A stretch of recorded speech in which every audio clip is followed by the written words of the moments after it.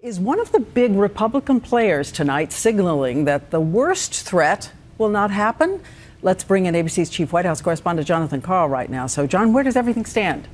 Well, Diane, on ending the government shutdown, there is no sign of progress anywhere. But Speaker of the House John Boehner is privately assuring colleagues that the worst case scenario will not happen. He is saying that he will not allow this stalemate to trigger a catastrophic government default. The stock market slid further today, the Dow dropping nearly 700 points in just 2 weeks as Washington's dysfunction spooks investors, and for good reason.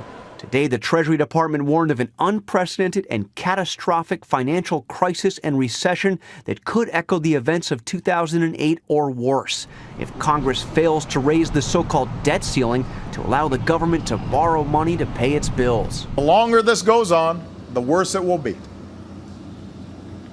And it makes no sense. At a campaign-style event today, President Obama lashed out at Republicans in the House, demanding they vote on a bill to fund the government with no strings attached. If the Speaker of the House, John Boehner, simply let the bill get on the floor for an up or down vote, the shutdown would end today. The only thing that is keeping the government shut down.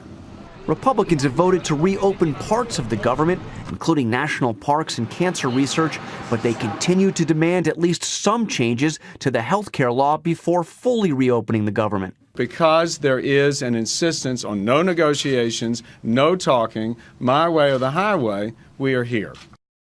And Diane, there are no meetings going on, no talk of compromise. In fact, the House of Representatives plans to spend at least part of the weekend off and at home. All right, heading on to another day and maybe another weekend. Thank you, John.